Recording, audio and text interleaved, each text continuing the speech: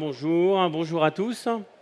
Ravi d'être avec vous, parmi vous cet après-midi. Donc, pendant cette démonstration, je vais vous expliquer ce qui nous a permis et tout notre travail actuel sur les ingrédients et la valeur nutritionnelle et tout le travail qui se fait au sein d'une confédération pour le métier et pour l'avenir du métier.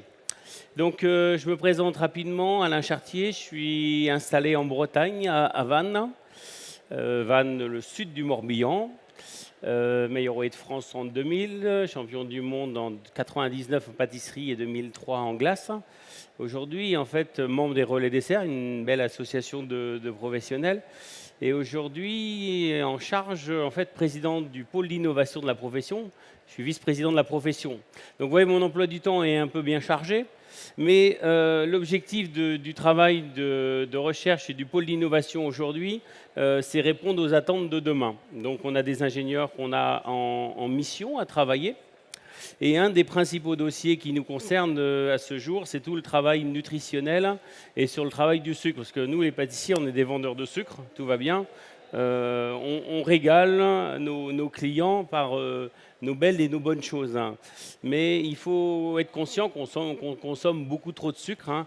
L'OMS a mis en place un travail auparavant sur le sel, et le travail qu'on nous exige dans les années à venir, c'est d'être conscient de diminuer ce taux de sucre. Donc la problématique qu'on a, nous, pâtissiers, c'est que le sucre, c'est notre principal ingrédient et c'est notre principal exauceur de goût, avant tout. Donc on enlève le sucre, on enlève beaucoup de notre goût. Donc il faut qu'on arrive à continuer notre valeur ajoutée qui est de travailler un produit savoureux, qui met en avant les bons produits, les bons goûts de nos produits, que ce soit aussi bien du fruit rouge, des épices, du chocolat, etc., en essayant de diminuer au mieux cette quantité de sucre. Donc on a une palette en fait, qui est très importante en face de nous d'ingrédients. On a des ingrédients naturels, on a des ingrédients qui sont transformés, et des ingrédients qui le sont un petit peu moins. Donc la pureté d'un pâtissier professionnel, c'est de connaître, le professionnalisme d'un pâtissier professionnel, c'est de bien connaître tous ces ingrédients et de les bonifier.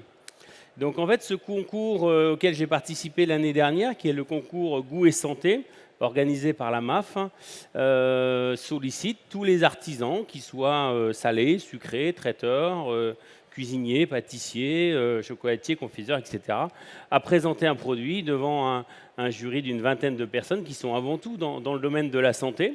Il y a des professionnels, mais c'est avant tout des gens qui valorisent et qui travaillent sur ces produits, hein. Donc cette année, on a présenté la verrine que, je ne sais pas si vous la voyez, vous la verrez tout à l'heure à l'écran, la verrine santé rouge plaisir, où on a essayé de travailler sur cette glycémie de produit et sur que chaque ingrédient qui soit intégré dedans, en fait, ait une valeur ajoutée nutritionnelle. Donc souvent, on se rend compte qu'une pâtisserie est d'un indice. Alors, on différencie l'indice glycémique de la charge glycémique. On est dans un indice glycémique en moyenne d'à peu près de 75. Et là, on l'a diminué par 3 pour arriver à un produit à 25. Alors, ce n'est pas que le sucre. Il y a un moment, c'est tous les autres ingrédients qui vont venir associer à ce produit-là. Donc, je vais vous dire un peu, nous, tous les tests qu'on a fait sur les sucres, on en a testé 40.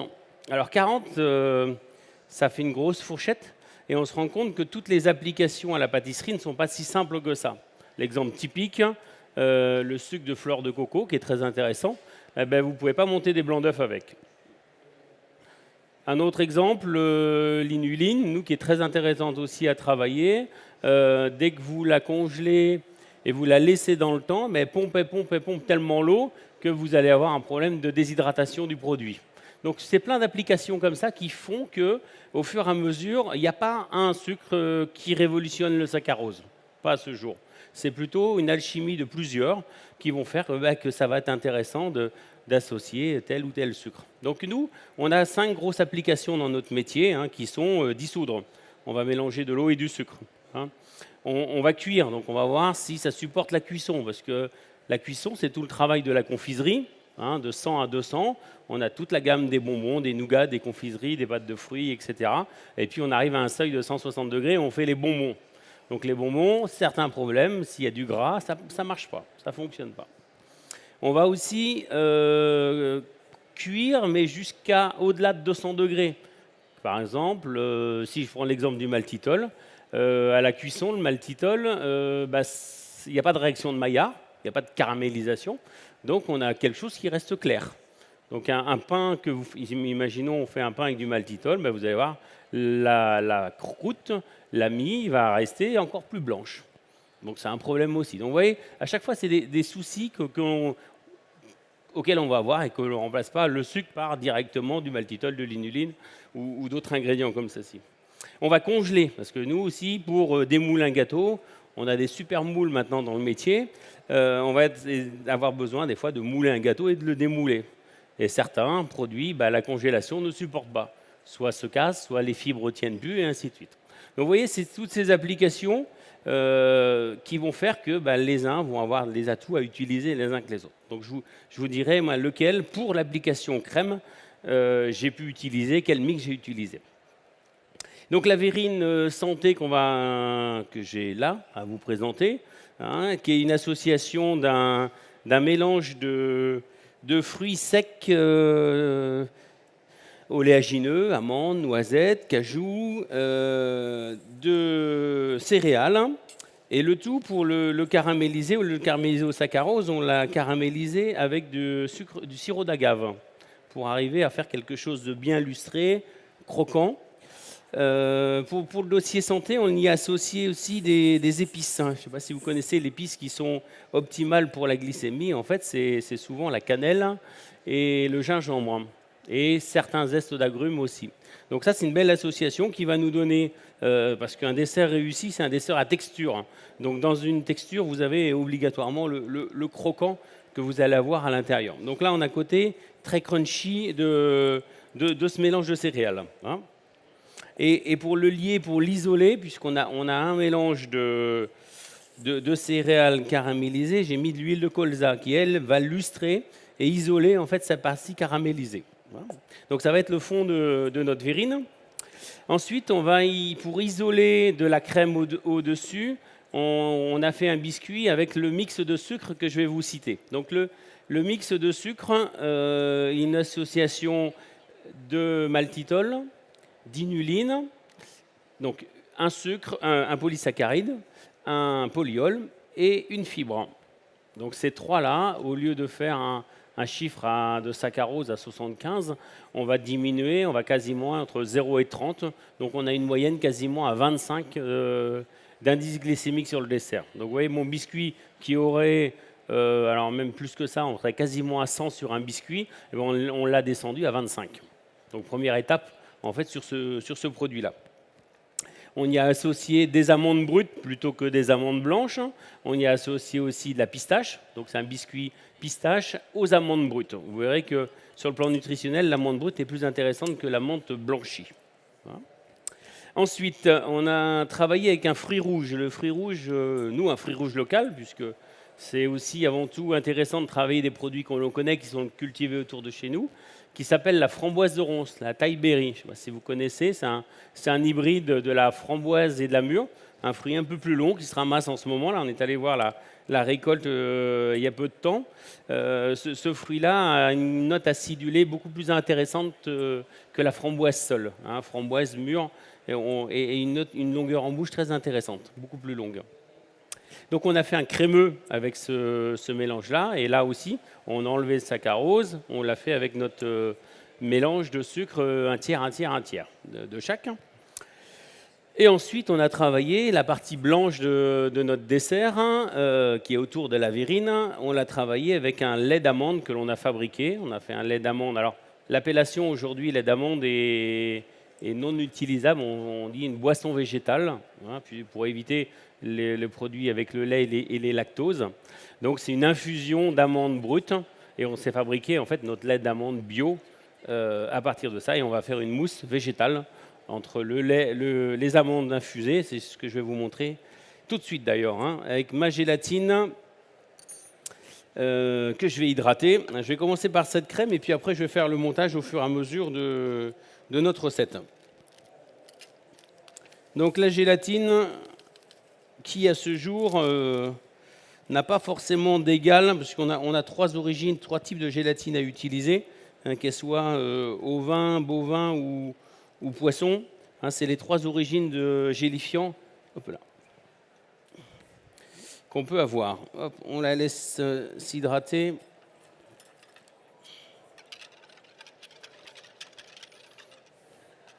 Donc je vais chauffer la moitié de l'étable d'induction. Le lait d'amande que j'ai fait infuser. Voilà.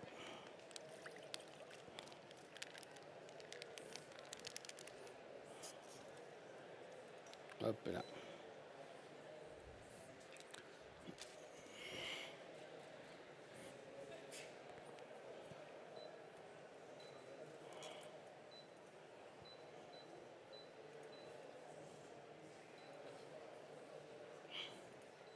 C'est des vrais tableaux de bord, maintenant les tables d'induction, c'est bon, c'est parti. Donc vous voyez, là c'est mon mélange de sucre, ou ce que je vous ai dit tout à l'heure. J'associe les fibres, les polysaccharides avec le sucre de coco, vous voyez, qui est un peu plus brun, et le polyol avec le maltitol. Donc je fais dissoudre dans ma première partie, vous voyez, j'ai deux parties de lait d'amande, un peu plus concentré, et l'autre juste une infusion d'amande brute.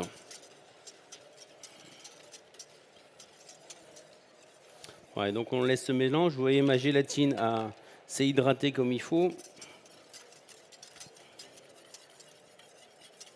Donc je vais juste monter ce mélange à 50 degrés.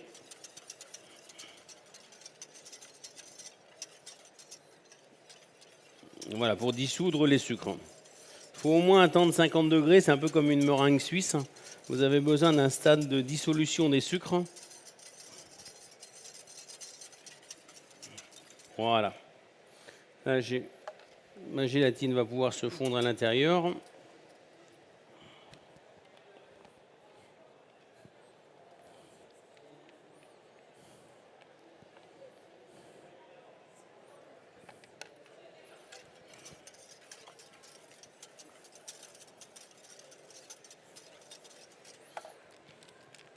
Donc pour refroidir ce mélange-là, surtout, parce que c'est celle que vous allez goûter tout à l'heure.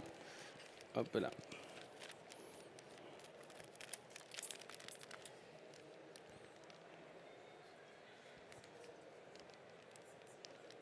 Voilà, plus on l'a concentré, on a quelque chose de sirupeux. Hop là.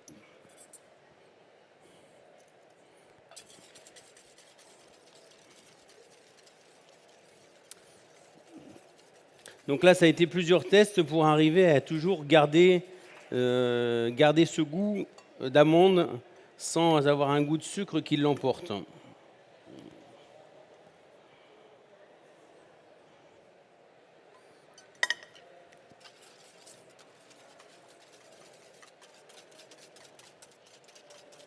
Voilà, donc là, cette crème-là, je vais associer maintenant la crème montée, qui doit être au frigo. La crème... Pardon. Voilà.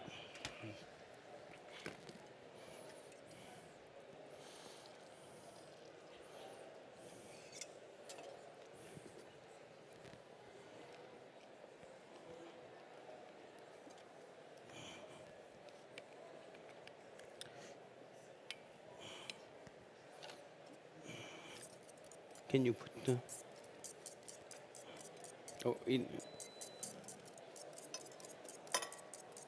can you put slowly?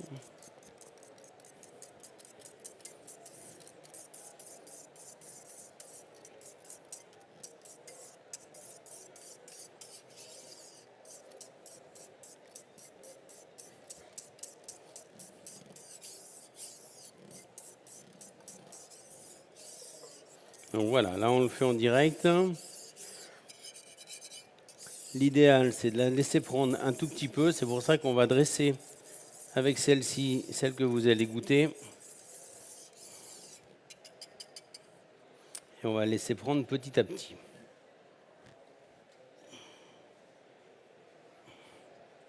Okay, you can put in the small glasses. I show you. Hop là. Yes.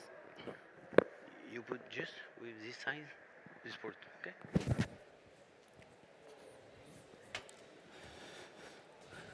Alors, je reviens à mon montage de verrine. Donc, on va associer nos... On va faire le montage petit à petit de notre verrine.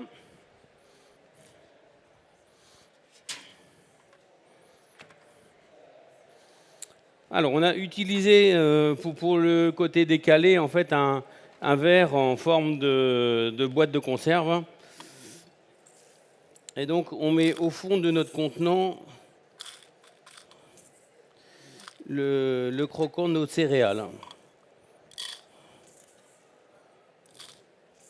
Là, sur une verrine, on met 15 grammes de cette texture croquante.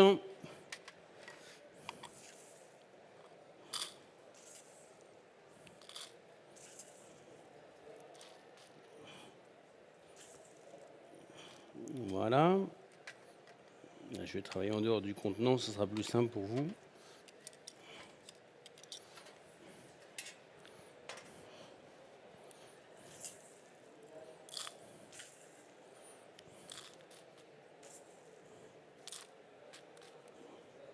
Voilà. Donc ensuite, j'ai préparé les disques de biscuits qui vont venir dessus.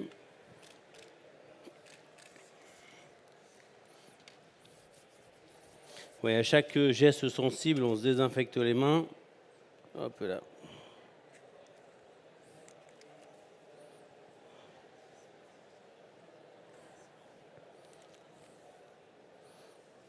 Alors, on a notre crémeux framboise, vous voyez, que j'ai posé sur le côté de la verrine. Il est descendu un petit peu. D'habitude, je l'ai un petit peu plus haut que ça. Je vais pocher sur le biscuit amande la deuxième partie de crémeux framboise. Et puis ensuite, je vais mettre ma mousselet d'amande.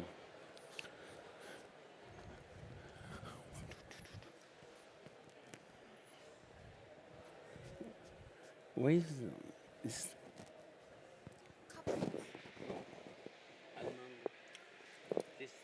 Mousse, we finished.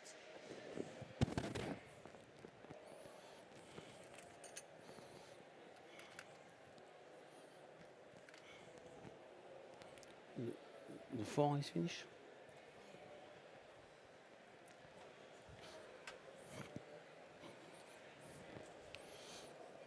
Alors, je vais vous faire. Hop là.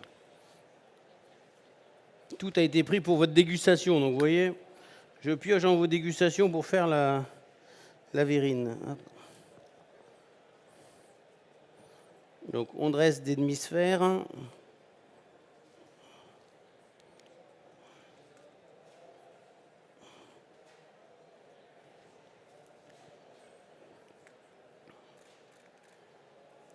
Voilà.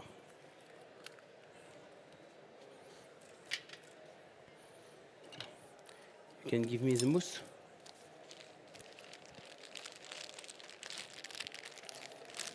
Donc là, généralement, vous voyez ces inserts de crémeux, je les moule en des demi-sphères, on les congèle, on les démoule et on vient les poser bien froides sur le côté de notre verrine. Là, le fait d'avoir un verre tempéré, le crémeux est descendu un petit peu. Là, je vais dresser les amandes et à la suite, je vais remettre un lit de biscuits sur le dessus. Donc notre crème d'amande, vous voyez, le biscuit, on en met 10 grammes, le crémeux, 20 grammes, et notre mousse amande, on va en mettre 40 grammes sur le dessus. Je vais chercher cette mousse. Ah, il va prendre. Yes.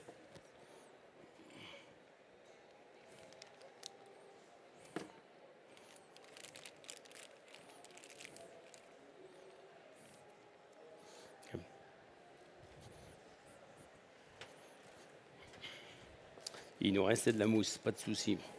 Donc vous voyez, je fais mon crémeux, comme je vous ai dit tout à l'heure, je vais en dresser un tout petit peu plus. Donc vous voyez, on a une texture très souple.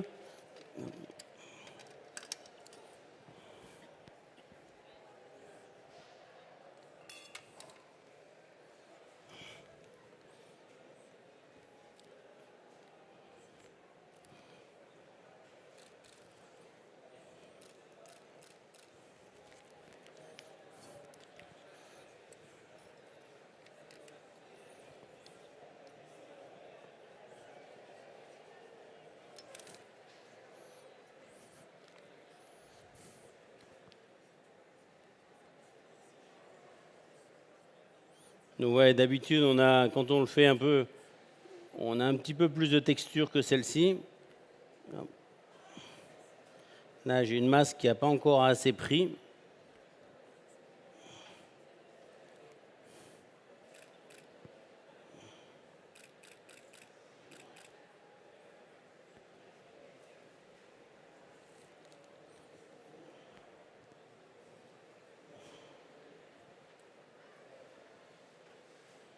Donc l'idée, c'est d'avoir les différentes strates à l'intérieur. On va céder du biscuit pour isoler en fait de la masse souple et de la masse gélifiée.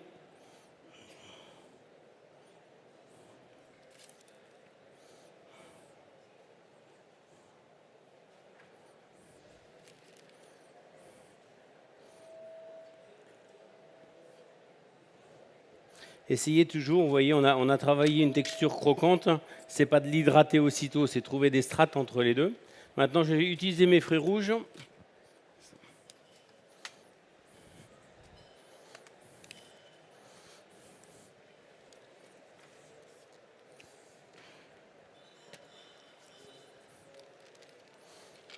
Donc, on va découper des petites lames de framboise et de fraises. Hop.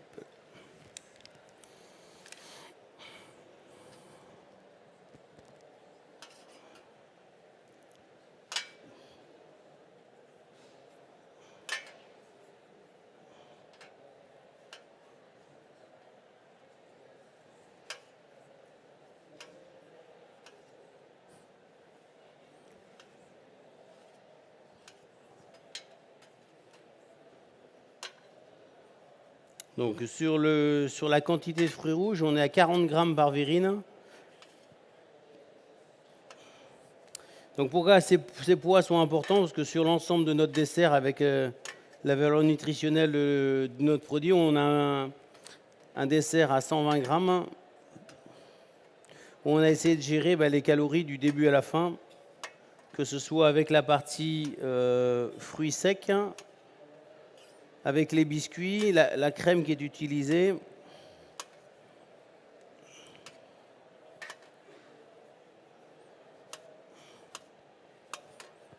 Voilà, mes framboises.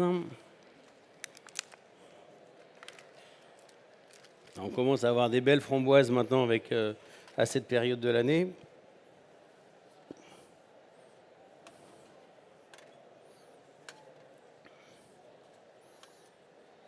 Donc tous nos fruits rouges, on les achète, c'est des producteurs locaux, voisins, qui le matin avant d'aller au marché nous déposent les fruits rouges.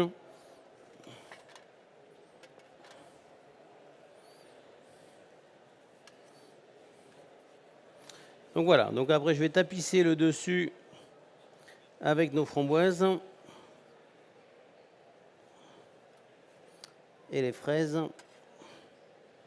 pour recouvrir l'ensemble du biscuit en fait avec les fruits rouges.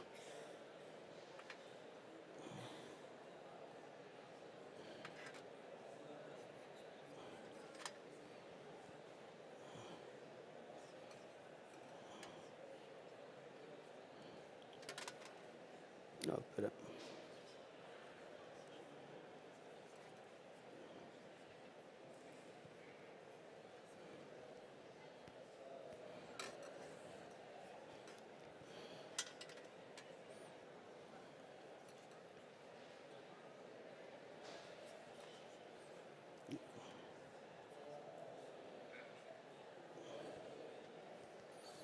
Donc on vous a préparé des dégustations. Alors j'espère qu'il y en aura pour tout le monde. On va peut-être en servir une pour deux pour l'instant. On a prévu 150 dégustations. Comptez-vous pour savoir s'il y en a pour tout le monde.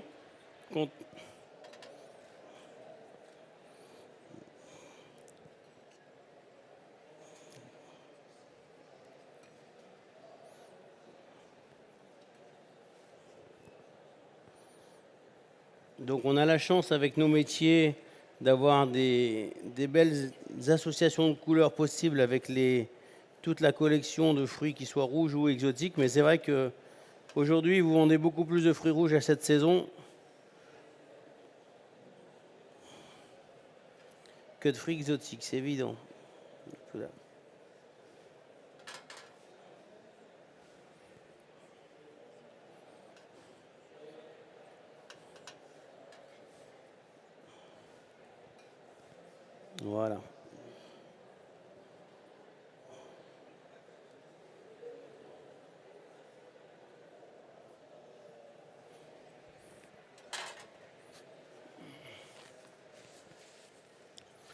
Can take degustation. Donc voilà, on a notre petite verrine de fer, on la couvre, on a toute notre étiquette qui vient pour aussi avoir une version de deux façons, une version nomade comme celle-ci, et puis elle a été étudiée aussi en petites doses pour avoir une petite portion en fait de dégustation. Toujours pareil dans cet esprit, on peut consommer à l'extérieur votre dessert. Voilà, on va passer à la dégustation.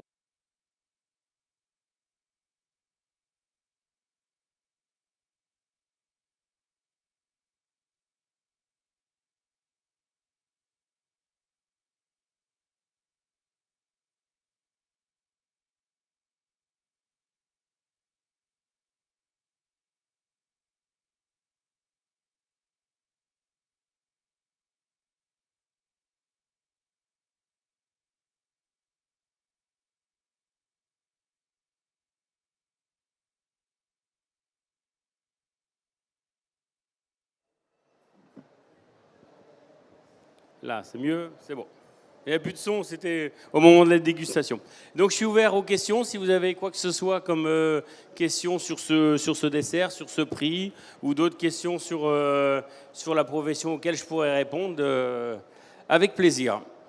Je voyais qu'il y avait une main qui se levait tout à l'heure.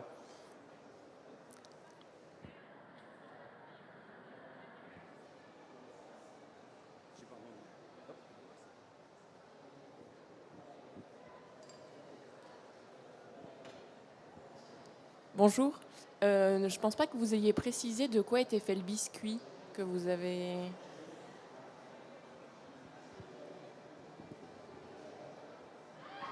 J'ai expliqué tout à l'heure le biscuit. En fait, c'est une dacquoise amande avec les amandes brutes et les pistaches. Hein. On avait un mélange de fruits secs granola caramélisés. Et puis le deuxième, en fait, c'est pour ça que je vous ai dit tout à l'heure que le biscuit, mon mélange de sucre, je ne peux pas monter des blancs d'œufs avec. Hein. Je ne peux pas faire une meringue puisque la problématique du sucre de coco nous empêche, en fait, il y a de la matière grasse. Donc dès qu'il y a un jaune d'œuf ou de la matière grasse dans un blanc d'œuf, on a du mal à le monter. Donc je le monte avec du sucre saccharose, mais le reste des ingrédients sont notre mélange sucre santé. Voilà. Est-ce qu'il y a d'autres questions? Je vois qu'il y a un micro qui est prêt pour vous.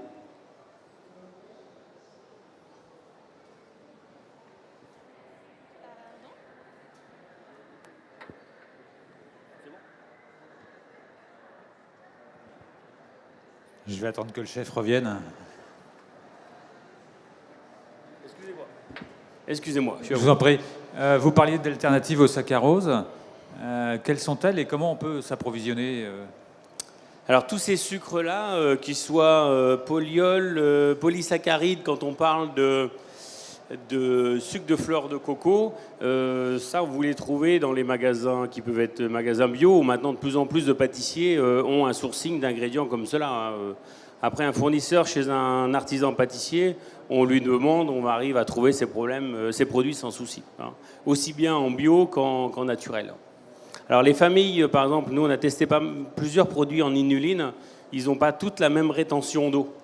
Donc il faut essayer de trouver celui qui a la ramification la plus adaptée au produit. Parce qu'on a fait des bonbons de chocolat, par exemple, entre guillemets spécial diabétique, mais ce n'est pas destiné qu'aux diabétiques, où les personnes peuvent consommer jusqu'à 12 bonbons sans avoir aucun pic de glycémie. C'est-à-dire qu'on a travaillé en dessous du seuil qui crée un pic d'insuline à consommer. Donc ces produits, vous allez les retrouver sans problème, de plus en plus. Est-ce qu'il y a d'autres questions? Devant, voilà. On va vous faire courir avec le micro. C'est qui la question? Allez-y. Bonjour, il faut compter combien pour le prix? Le prix de vente, hein, Oui, voilà. on doit être à 4,50 € la part. Alors nous, on est en province, on n'est pas les prix parisiens. D'accord. Hein, donc je pense que cette même verrine à Paris prendrait bien une fois et demie le prix. Mais nous, on a un produit, on a un coût d'ingrédients un peu plus élevé. Mais c'est pas pour ça qu'on a fait booster le prix de notre produit. Voilà. D'accord. Donc c'est tout à fait abordable pour tout le monde. Pas de souci. Madame, il y a une question là-bas.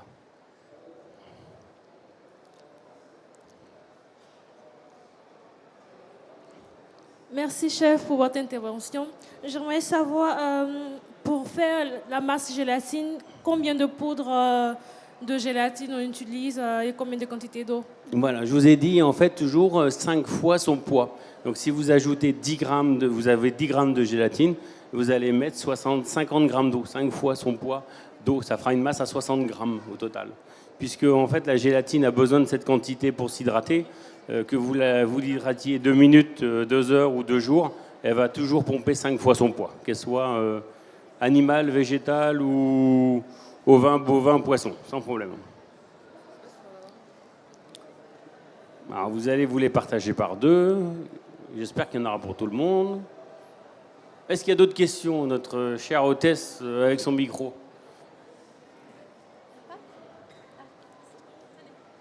Bonjour. Bonjour. Je voulais savoir, on parlait beaucoup de la stevia en alternative au sucre. Et du coup, est-ce que vous l'utilisez en pâtisserie et comment? Alors, très bonne question. Très bonne question, mais la stevia, c'est bien pour les poissons, pour les boissons sucrées, parce que c'est en fait un édulcorant qui est 30 à 40 fois plus fort que le saccharose, purement naturel, ça très intéressant. Mais le problème, je vais vous donner un exemple typique, c'est la crème pâtissière. Si je diminue par 40 ma dose de crème pâtissière, je vais jamais réussir à avoir une tenue d'une crème.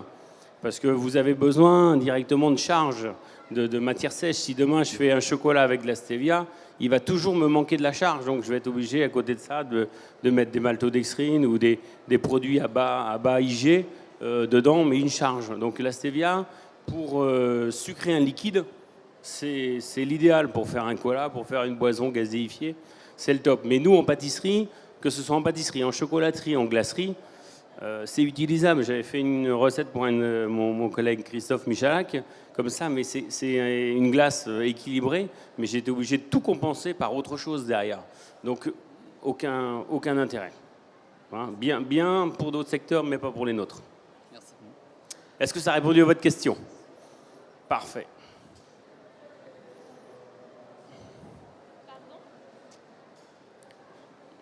Ouais, il faut sillonner la salle, là.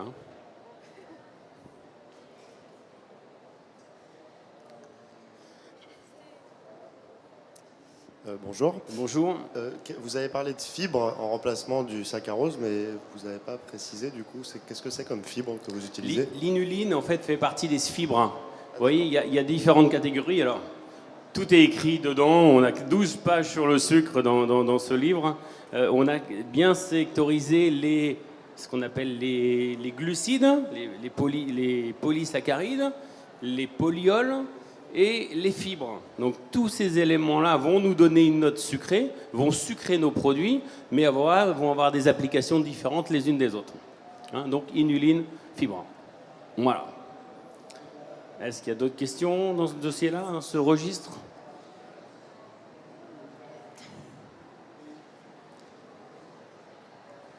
La suite arrive, vous voyez, petit à petit, vous allez tous pouvoir goûter. Bonjour chef. Bonjour. Comment vous avez réalisé le concentré d'amande? Parce que je sais que le lait d'amande s'achète en commerce, mais le concentré d'amande, comment l'avez-vous fait? Alors j'ai tout simplement en fait infuser mes amandes avec de l'eau. D'accord. Hein, et de l'eau, on va laisser pomper, on laisse hydrater, et je laisse au moins 24 heures ce mélange-là pour que ça hydrate. Et après je presse, hein, je récupère ce jus là. Et ensuite, je vais le réchauffer pour le concentrer, évaporer une partie de cette eau-là. Et généralement, je le concentre à moitié. C'est pour ça que vous avez pu voir, on a 2 couleurs différentes entre le lait d'amande du départ et puis celui concentré. Donc là, on concentre quelque part un peu la matière grasse de l'amande qu'on a à l'intérieur. D'accord, merci.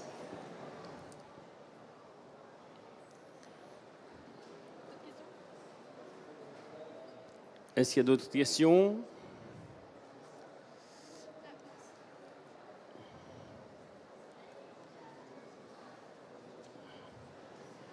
Bonjour. Bonjour. Je voulais savoir quel type de gélatine vous avez utilisé pour faire prendre votre crème. Là, en fait, celle que l'on utilise, c'est de la gélatine de poisson. Mais ce que je vous ai dit tout à l'heure, ovin, bovin ou poisson, hein, on a quasiment les mêmes pouvoirs de gélification.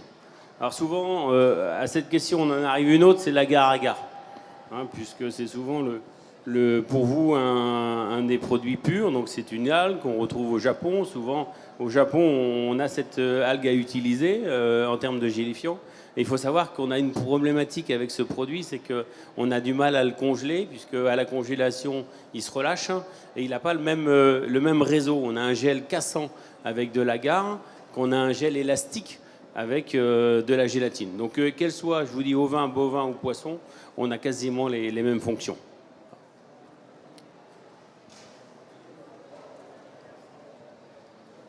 Alors, suite aux dégustations, tout se passe bien?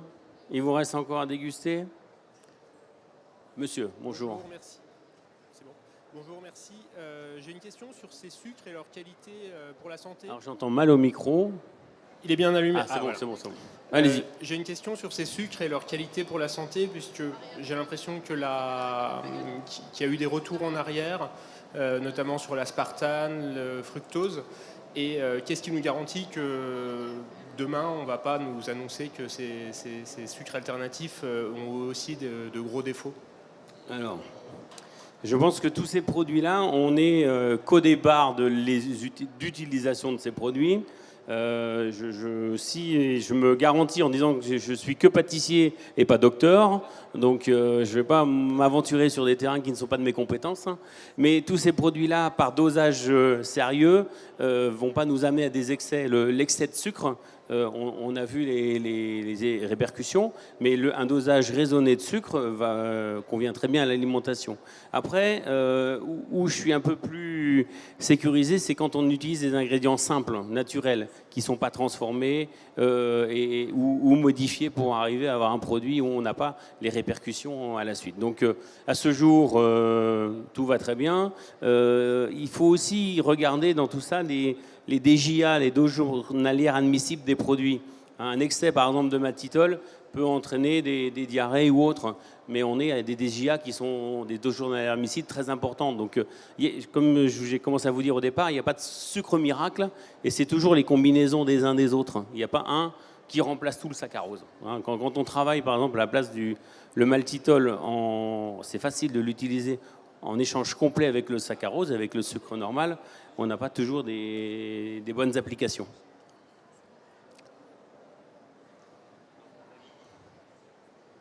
À côté. Oui, bonjour. Bonjour. C'était délicieux. Ah, merci. Et en fait, j'avais une question par rapport au lait. Oui. Est-ce que le lait de vache, donc le lactose, apporte du sucre, ou vous avez choisi on va dire le lait végétal pour une autre raison? Alors, le lactose, le lait du lin, on est à 16% de pouvoir sucrant. Donc, on est très faible par rapport au problème qu'on peut avoir avec le lait. C'est essentiellement le lactose, puisque aujourd'hui, quand on fabrique des glaces, on essaye, quand on peut, d'enlever ce lactose et on le remplace par d'autres sucres. Donc là, j'ai voulu avancer dans le végétal, mais j'avais aussi de la gélatine animale, donc je ne peux pas assurer que ce dessert est complètement vegan par rapport à ça. Donc c'était juste ça, de travailler sur l'amande et sur la nutrition d'amande, plutôt que de travailler avec un produit lait de vache classique. Voilà. Alors c'est aussi facile, il faut que dans votre concentration de produits, vous ayez bien tous les arômes. Hein, puisque dans le lait de vache, on a ce goût vache qu'on peut avoir, hein, du lait de base, hein, qui est avant tout à aromatiser derrière. Le lait d'amande, ça se travaille sans souci. Même application. Donc je vais faire en même temps la promo de mon livre, parce que dans ce livre, vous avez sur 400 pages de recettes, hein, de 400 pages du livre, vous avez 100 pages de technologie d'ingrédients. Alors c'est vrai que ça va un peu loin pour un candide non pâtissier, mais si vous voulez demain apprendre tous les ingrédients à utiliser et faire de la bonne pâtisserie et maîtriser votre créativité, ça passe par une connaissance technologique. Donc les applications, que ce soit des sucres, par exemple dans le chapitre fruits, j'ai travaillé un peu sur le food pairing, l'association idéale d'un fruit avec un autre parfum ou une autre épice. Quand on parle de l'eau, il y a 8 pages sur comment gèle l'eau. Parce que quand vous allez faire un produit, l'eau est fixée par les sucres. Parce que quand vous allez faire de la pâtisserie, de la chocolaterie ou de la confiserie, vous avez besoin aussi de ces connaissances. Puisque si je décortique un peu les métiers de nos métiers du dessert, on a la chocolaterie, on a la glacerie, on a la pâtisserie. Et les plus techniques et les plus compliqués sont la chocolaterie, la glacerie et en dernier la pâtisserie. Pour moi, la pâtisserie est facile à faire alors facile, c'est un mot de pâtissier, ça c'est facile quand on maîtrise. Mais technologiquement, vous avez besoin de plus de connaissances pour faire de la chocolaterie, de la technologie, connaissance aussi pour faire de la glacerie, parce que si c'est déséquilibré, vous allez tout de suite voir le résultat dans une glace. En chocolaterie, c'est exactement la même chose qu'une pâtisserie. Elle va rester 1 ou 2 journées en boutique. Même s'il y a un petit déséquilibre, ça ne va pas perturber la recette. Que dans les autres, vous payez cash directement un manque de connaissances ou un manque de technique, de mauvaises techniques dans le produit. Donc avant tout, quand on veut faire un ouvrage technique, on explique clairement ce qu'on utilise et comment on l'utilise. Et puis après, vous avez 300 autres pages où vous avez tout le déroulé du mois de l'année. On fait de la glace, on fait des galettes des rois avec des glaces, on va faire Saint-Valentin avec des glaces, Pâques, des snackings, l'été, des éclairs, des verrines, etc. Sur toute une année, c'est pour ça que son nom s'appelle Glace toute l'année et qu'il est à regarder et surtout à lire. Voilà. S'il y a d'autres questions, après je vais terminer cette intervention, n'hésitez pas. Il y a une question devant. Hop, juste ici. Et on a ici les livres, si vous voulez, on peut vous en vendre et vous mettre une petite dédicace si vous voulez. Je suis à vous. Bonjour. Bonjour. Vous avez dit qu'on ne pourrait pas faire de meringue avec ces sucres. Allez-y, continuez. Est-ce qu'il y aurait un substitut pour le saccharose? Alors, je vous ai dit tout à l'heure, la meringue ne se fait pas avec le sucre de fleur de coco. Par contre, avec du maltitol, sans problème. En fait, le sucre de fleur de coco a un peu de matière grasse à l'intérieur. Dès qu'on a un petit peu d'huile, un petit peu de jaune d'œuf, un petit peu de graisse dans un blanc d'œuf, ça monte plus. Mais c'est ce que, quand je vous ai parlé du chapitre des sucres tout à l'heure, je vous ai dit que certains vont très bien pour monter des blancs et d'autres, on va avoir des soucis, exemple celui-ci. Mais par contre, vous pouvez faire une meringue avec d'autres polyols sans problème, sans souci. C'est bon? Est-ce qu'il y a d'autres questions? Je vais vous remercier. Je remercie aussi toute l'organisation de ce salon parce que pour une première année, c'est un succès. Donc rendez-vous à l'année prochaine pour la suite. Bon week-end, merci.